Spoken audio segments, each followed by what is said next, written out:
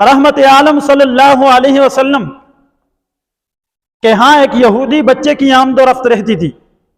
وہ آپ علیہ السلام کی مجلس میں آتا تھا یہودی کا بچہ تھا. کئی دنوں سے میرے آقا علیہ السلام نے اس کو محفل میں نہیں دیکھا، تو پوچھا اپنے ساتھیوں سے کہ وہ بچہ نظر نہیں آ رہا. اصحاب پیغمبر نے کہا کہ ہمارے محبوب وہ بچہ بہت زیادہ بیمار ہے، شدید تکلیف میں ہے. گویا یہاں تک سنا گیا کہ اس کی نزع کی سی کیفیت ہے. آپ علیہ السلام اس بچے کی عیادت کے لیے جا رہے ہیں. کس کے بچے کی عیادت کے لیے جا رہے ہیں؟ جی، یہودی کے بچے کی عیادت کے لیے جا رہے ہیں. میرے عزیز، بڑے دکھ درد سے یہاں اس حدیث کے ضمن میں یہ عرض کرتا چلوں کہ ہمارے تو پہلو میں باپ تڑپ رہا ہو، اس کے نزع کے بعد خبر ہوتی ہے بیٹوں کو کہ باپ دنیا سے چل بسا ہے. یہ میرے معاشرے کا رونا ہے، یہ دکھ ہے. ماں تڑپ رہی ہو، بیٹے بیٹیوں کو بعد میں خبر ہوتی ہے. بہن بھائی کا نزع جاری ہو بلکہ ختم ہو جائے پھر اطلاع ہوتی ہے. اور کسی سے اگر قطع رحمی ہو جائے، کسی سے جھگڑا ہو جائے، ناراضگی ہو جائے، ہم اس انسان کو چھوڑ دیتے ہیں، ناراضگی کو نہیں چھوڑتے. حکم کیا ہے شریعت کا؟ ناراضگی کو چھوڑو، انسان کو نہیں چھوڑو. ہم بندے کو چھوڑ دیتے ہیں، بات کو نہیں چھوڑتے.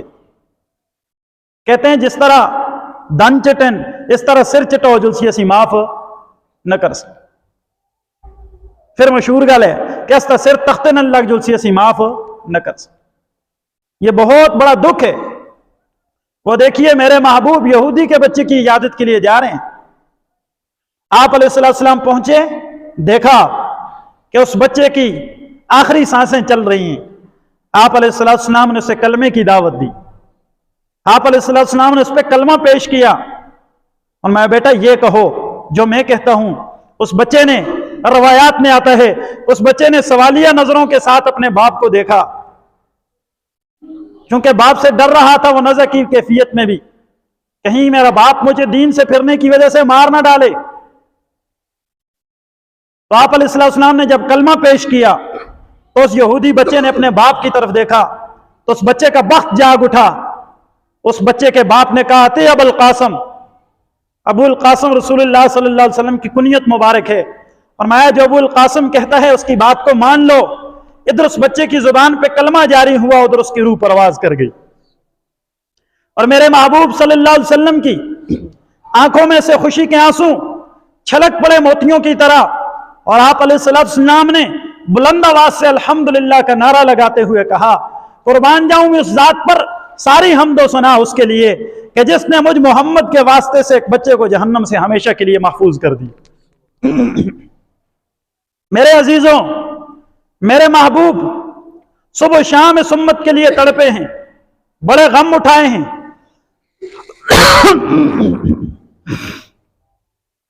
بڑی تکالیف دیکھی ہیں میرے محبوب نے، بڑے غم اٹھائے ہیں میرے لیے. وہ میرے آپ کے لیے روتے رہے، ہم نے انہیں بھلا دیا. انہوں نے ہمارے ساتھ کبھی کسی موقع پر بے وفائی نہیں کی، ہر موقع پہ یاد رکھا. اٹھائیے روایات، آئیے علماء کے پاس، ان کے قدموں میں پوچھئے کہ میرے محبوب نے ہمیں کہاں کہاں یاد رکھا.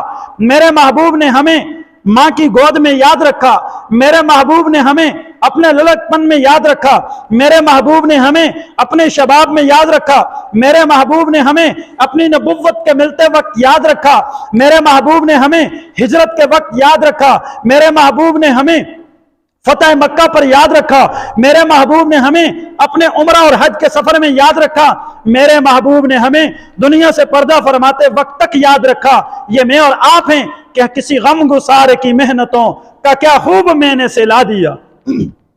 کسی نے بڑا خوبصورت لکھا، جزاک وہ کسی نے بڑا خوبصورت لکھا، کہتا ہے کسی غم گسار کی محنتوں کا کیا خوب میں نے سلا دیا، جو میرے غم میں گلا رہا اسے دل سے میں نے بھلا دیا. میں تیرے مزار کی مدحتوں کی، میں تیرے مزار کی جالیوں کی مدحتوں میں لگا رہا، تیرے دشمنوں نے تیرے چمن میں خزاں کا جال بچھا دیا. آج رسول اللہ صلی اللہ علیہ وسلم کا چمن اجڑا پڑا ہے. کہیں فلسطین میں کٹ رہے ہیں، کہیں شام میں کٹ رہے ہیں، کہیں کشمیر میں کٹ رہے ہیں. یہ میرے محبوب کا چمن ہے، یہ اجڑا ہوا ہے، اجڑا اجڑا نظر آ رہا ہے، اور انہوں نے ہمیں کسی موقع پہ نہیں بلایا، کسی موقع پہ نہیں بلایا۔ ہمیشہ یہی فکر، ہمیشہ یہی کڑن کہ مجھے آپ کو حکم ہے، میرے آپ کے لیے حکم ہے کہ ہم ساری ساری رات اس کو منائیں۔ لیکن جب محبوب کی باری آئی تو رب العزت گویا ہوئے، فرمایا قم اللیل الا قلیلا، میرا سونا محبوب آپ رات کو تھوڑے کھڑے ہوا کریں، امتی کھڑا ہو اس کے لیے اجازت ہے کہ وہ مزید بڑھا دے اس کھڑا ہونے کو، لیکن میرے محبوب جب کھڑے ہوں حتی یتورمت قدما، اما جان فرماتی ہیں اتنے کھڑے ہوتے تھے میرے محبوب کہ آپ کے پاؤں مبارک سوج جاتے تھے۔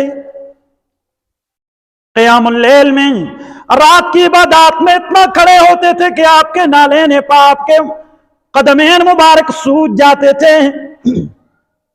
اور رب العزت نے حکم نازل کیا قم اللیل الا قلیلا، دوسرے مقام پہ فرمایا فلعلک باخع نفسک علی آثارہم، میرے سونے محبوب اگر یہ ایمان نہیں لائیں گے تو کیا ان کے پیچھے آپ اپنی جان دے دیں گے؟ کیوں اپنے آپ کو اتنا غم میں گلا رہے ہیں؟ کیوں اپنے آپ کو اتنی تکلیف اور اذیت دے رہے ہیں؟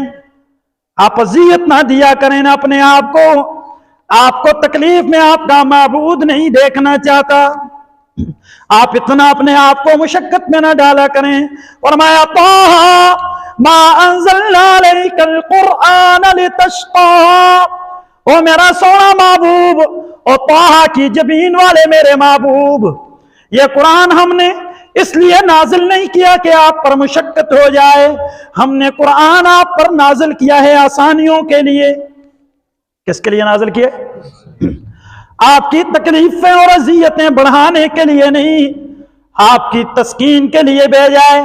جب دن بھر آپ میرے نام کی دعوت دے دے کر لوگوں کو میرے نام کی طرف بلا بلا کر یہ مشرکین کے پتھر اور اذیتیں برداشت کر کے تھکے ہارے جب رات کو اپنے حجرہ انور میں لوٹیں تو پھر آپ مصلی پہ کھڑا ہو کے میرے کلام کی تلاوت کیجئے۔ اس تلاوت کی برکات سے ہم آپ کے سینے کو بھی ٹھنڈا کریں گے، آپ کی تکلیف اور اذیت کو بھی دور کر دیں گے۔ قرآن اذیت کے لیے نہیں آیا، قرآن تکلیفیں دور کرنے کے لیے آیا ہے۔ ہم پڑھتے کوئی نہیں، ہمیں اس کا چسکا نہیں لگا، کوئی لگا کے دیکھے، خدا کی قسم شہد میں وہ لذت نہیں جو قرآن کی تلاوت میں، شہد میں وہ مٹھاس نہیں جو اللہ کے کلام میں مٹھاس ہے۔ ان کی طرف سے کسی بڑے کی طرف سے کوئی خط رکا پیغام مل جائے، دکھاتے پھرتے ہیں، دکھاتے پھرتے ہیں، جس کو خبر نہیں بھی ہوتی اسے بھی ہم خبر دیتے ہیں کہ یار ایم پی اے صاحب نے مجھے یاد کیا تھا، ڈی پی او صاحب نے مجھے یاد کیا تھا، وزیر صاحب نے مجھے یاد کیا تھا، فلاں سیٹھ صاحب نے مجھے یاد کیا تھا۔ خوش ہوتے پھرتے ہیں، دکھاتے پھرتے ہیں۔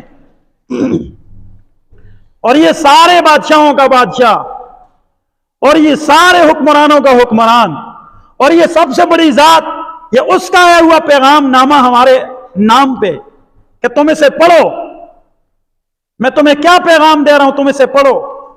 وہ پیغام جو اللہ کے محبوب نے تکلیف برداشت کر کے ہم تک پہنچایا، مشقت در مشقت ہم تک پہنچایا، اور اس کے لیے آپ علیہ السلام نے بڑی قربانیاں کی۔ اور ہمیشہ یہ غم، یہ فکر، یہ کڑن، یہ درد کہ ایک ایک میرا امتی اس کلام کو سینے سے لگانے والا بن جائے، ایک ایک میرا امتی اس دین پہ آ جائے۔ سیدنا صدیق اکبر رضی اللہ تعالیٰ عنہ، روایات میں آتا ہے آپ علیہ السلام کے نبوت سے پہلے کے بھی دوست تھے، آپ علیہ السلام کے نبوت سے پہلے کے بھی دوست تھے، اور آپ علیہ السلام نے جب نبوت ملی آپ نے صدیق اکبر رضی اللہ تعالیٰ عنہ پر اسلام کو پیش کیا۔ اور یہ وہ خوش نصیب صحابی ہیں، آپ پوری توجہ رکھیے، بڑا خوبصورت جملہ عرض کرتا ہوں، یہ وہ خوش نصیب صحابی ہیں، یہ وہ خوش بخت انسان ہیں کہ جنہوں نے بغیر کسی قیل و کال کے، بغیر کسی حجت کے، بغیر کسی دلیل مانگے، بغیر کسی معجزے کے مانگے، بغیر کسی ثبوت نبوت کے مانگے، بغیر کوئی حجت پیش کیے جب پیغمبر نے اسلام پیش کیا، صدیق اکبر بغیر کسی تکلف کے میرے محبوب کی گود میں آ گئے، حلقہ بگوش اسلام ہو گئے، ایمان قبول کر لیا۔ روایات میں آتا ہے، احادیث میں آیا ہے، ان دو مکہ کی پہاڑیوں کے درمیان رسول اللہ سے زیادہ اس دن کسی کو خوش نہیں دیکھا گیا۔ آپ علیہ السلام مکہ کی ان دو پہاڑیوں کے درمیان سب سے زیادہ خوش تھے جب صدیق اکبر اسلام قبول کرتے ہیں۔ اور حضرت اسلم رضی اللہ تعالیٰ عنہ کی بھی روایت ہے، فرمایا حضرت عمر رضی اللہ تعالیٰ عنہ کہتے ہیں، امیر المؤمنین سیدنا فاروق اعظم رضی اللہ عنہ فرماتے، میں تمہیں اپنے اسلام کا قصہ سناؤں، میں تمہیں اپنے ایمان لانے کا قصہ سناؤں کہ میں رسول اللہ کے پاس تو کسی اور نیت سے گھر سے چلا تھا، پھر جب میں رسول اللہ کے پاس پہنچا، حلقہ بگوش اسلام ہوا، جب میں نے اسلام قبول کیا تو میرے پیغمبر کے یاروں نے دار ارقم میں اللہ اکبر کی صدا اتنی بلند کی کہ مکہ کے ہر گھر میں اللہ اکبر کی صدا پہنچ گئی، اونچی آواز سے اللہ اکبر کا نعرہ لگایا، خوش ہوئے صحابہ کرام۔ سیدنا فاروق اعظم رضی اللہ تعالیٰ عنہ آئے، آپ علیہ السلام صدیق اکبر رضی اللہ تعالیٰ عنہ کے ہمراہ جب سیدنا عثمان ابن عفان رضی اللہ تعالیٰ عنہ کو اسلام کی دعوت دینے لگے، انہوں نے کیسے اسلام قبول کیا؟ حضرت ام دردہ رضی اللہ تعالیٰ عنہ فرماتی ہیں کہ سیدنا عثمان یہ عبد المطلب کی بیٹی تھی، بیمار تھی، ان کی عیادت کے لیے بیٹھے ہوئے تھے، رسول اللہ تشریف لائے تو حضرت عثمان غور سے یوں دیکھتے رہے۔ حیات صحابہ میں لکھی ہے یہ بات، حضرت عثمان غور سے دیکھ رہے ہیں آقا نامدار کو۔ آپ علیہ السلام نے فرمایا، عثمان کیا دیکھ رہے ہو؟ کہا کچھ نہیں، بس آپ کو دیکھ رہا ہوں۔ تھوڑی دیر کے بعد رسول اللہ کے پاس تشریف لائے اور اسلام کو قبول کر لیا۔ اللہ کے محبوب خوش ہوئے۔ سیدنا علی ابن ابی طالب شیر ہدا حیدر کرار رضی اللہ تعالیٰ عنہ بچوں میں ابھی کم سن بچے ہیں، اللہ کے محبوب نے اسلام پیش کیا، تشریف لائے، روایات میں آتے ہیں، یہ بھی حیات صحابہ میں لکھا ہے، تشریف لائے، دیکھا اللہ کے محبوب بھی اور سیدہ خدیجہ الکبریٰ رضی اللہ تعالیٰ عنہ ام المومنین میری آپ کی اماں جان نماز پڑھ رہے، آپ نے دیکھا اور آپ نے نماز کے بعد پوچھا اللہ کے محبوب سے، فرمایا یہ آپ نے کیا کیا، یہ آپ کیا کر رہے تھے؟ تو اللہ کے محبوب نے دعوت دی، فرمایا علی جو بات دادا کرتے آئے اس سے توبہ کرنی ہوگی، ان تمام بتوں کی پوجا چھوڑنی ہوگی، ایک اللہ رب العزت کی تکبیر کا نعرہ بلند کرنا ہوگا، ایک اللہ کی وحدانیت سبحانہ وتعالی پہ ایمان لانا ہوگا۔ تو اللہ کے محبوب پر کچھ سوچ و بچار کے بعد پہلے پسو پیش کی کہ والد سے مشورہ کروں، چھوٹے تھے، پھر اللہ کے محبوب نے فرمایا نہیں، ابھی اپنے والد سے اپنے ایمان کو چھپانا ہے، ابتداء اسلام کا زمانہ تھا، اور انہوں نے بھی اسلام قبول کر لیا۔ تو اللہ کے محبوب صلی اللہ علیہ وسلم کی مبارک محنت، جب آپ علیہ السلام نے محنت کی، فردن فردن آپ علیہ السلام نے دعوت شروع کی، لوگ حلقہ بگوش اسلام ہوتے چلے گئے، آپ علیہ السلام خوش۔ یہاں تک علماء نے لکھا ہے کہ جب سیدنا امیر حمزہ رضی اللہ تعالیٰ عنہ آپ علیہ السلام کے چچا جان سید الشہداء کہ جن کو اتنی اذیتیں دیں، تکالیف پہنچائی گئیں اسلام کے لیے، لیکن وہ اللہ کے وہ بھی شیر تھے، بہت جری انسان تھے، بہادر تھے۔ اللہ کے محبوب کو جب مشرکین نے ستایا تو کسی نے آپ کے چچا حضرت حمزہ کو خبر دی، ابھی اسلام قبول نہیں کیا تھا، کسی نے اللہ کے محبوب کی خبر دی جا کے چچا کو، حضرت حمزہ آئے، آ کے رحمت عالم کے چہرہ مبارک پر وہ دکھ کے آثار اور کیفیت دیکھی تو یتیم بھتیجا تھا، دیکھ کے پگھل گیا چچا، آنکھوں میں آنسو آ گئے، غم و غصے سے پھول گئے، کہنے لگے اس وقت تک گھر کو نہیں لوٹوں گا اے بھتیجے جب تک تیرا انتقام نہ لے لوں۔ اب جب باہر نکلے سیدنا امیر حمزہ تو ایک مشرک سردار ادھر بھاگ رہے، دوسرا ادھر بھاگ رہے، وہ جانتے تھے حضرت حمزہ کے غصے، واپس آئے، آ کے کہا بھتیجے تیرا انتقام لے کے آیا ہوں ابو جہل سے، اسے میں نے کہہ دیا ہے اور یہ اعلان کر دیا ہے مکہ میں کہ آج کے بعد اگر میرے بھتیجے کو کسی نے ستایا تو حمزہ اس سے نپٹے گا۔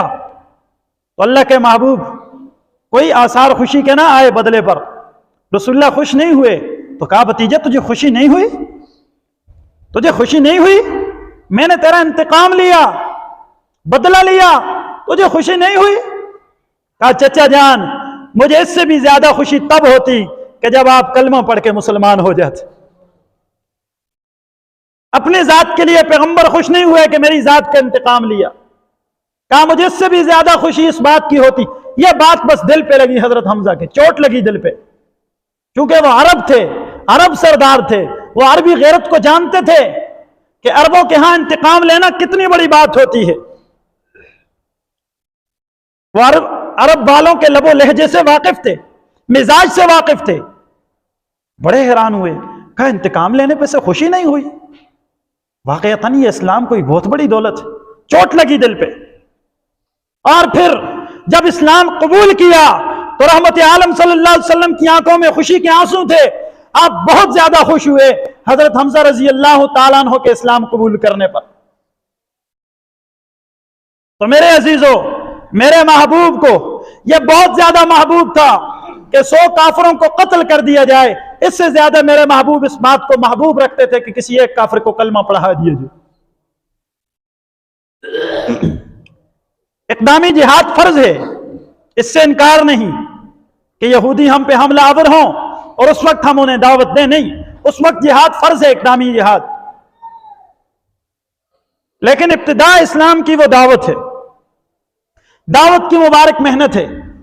آپ علیہ السلام کا صبح و شام کا اوڑھنا بچھونا، ایک ایک امتی کی فکر، ایک ایک کا غم، ایک یہودی کا جنازہ جا رہا ہے، آپ علیہ السلام کھڑے ہو گئے اور آنکھوں میں آنسو ہیں۔ صحابہ نے کہا یا رسول اللہ یہودی ہے، میں جانتا ہوں یہودی ہے لیکن میرا امتی ہے، یہودی ہے لیکن میرا امتی ہے، ہمیشہ کے لیے جہنم جا رہا ہے، اس کے لیے غمزدہ ہوں، آپ کا بدن زخموں سے چور ہے، اور ادھر مشیت آپ کی چاہت کو دیکھ رہی ہے کہ دل میں اگر ذرہ برابر بھی خواہش پیدا ہو میں ان پہاڑوں کو چلاؤں اپنے امر سے اور ان تمام طائف کے سرداروں نے ان وادیوں کو سرما بنا دوں۔ لیکن رحمت عالم صلی اللہ علیہ وسلم کا درد اور غم، اس دکھ، اس ظلم اور بربریت کے بعد بھی، اس اذیت کے بعد بھی میرے محبوب کی کیفیت کیا تھی؟ فرمایا اللہم اہد قومی، ربا تیرا محبوب تجھ سے دعا کرتا ہے اللہ تو میری قوم کو ہدایت عطا کر دے، اس لیے کہ یہ جانتے نہیں کہ آمنہ کے لال کا مقام کیا ہے۔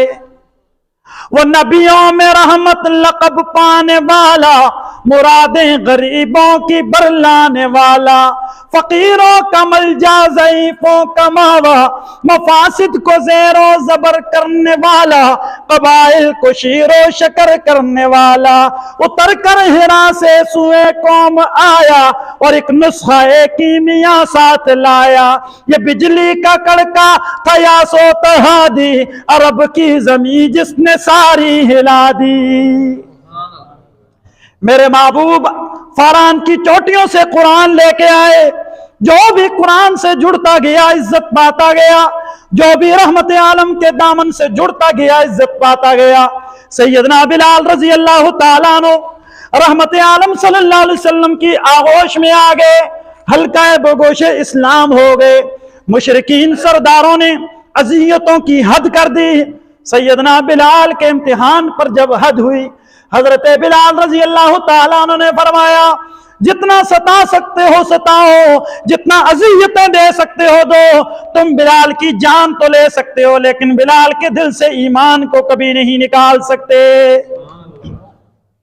جو رسول اللہ کے ہوئے اور رسول اللہ سے وفا کی، فرمایا ظلم پر ظلم سے کر یہ بولے بلال، ظالموں یہ تمہارا غلط ہے خیال، دامن مصطفیٰ کو میں کیوں چھوڑ دوں، اتنا کمزور ایمان ہمارا نہیں، اتنے کمزور ایمان والے نہیں ہیں۔ قربانی کی، اپنی بوٹیاں نچوا دی، اپنے جسم ادھڑوا دیے، اپنی چمڑیاں ادھڑوا دی دین کے لیے، ہمارا لگا کچھ نہیں. ہمیں قدر کیسے ہے اس اسلام کی؟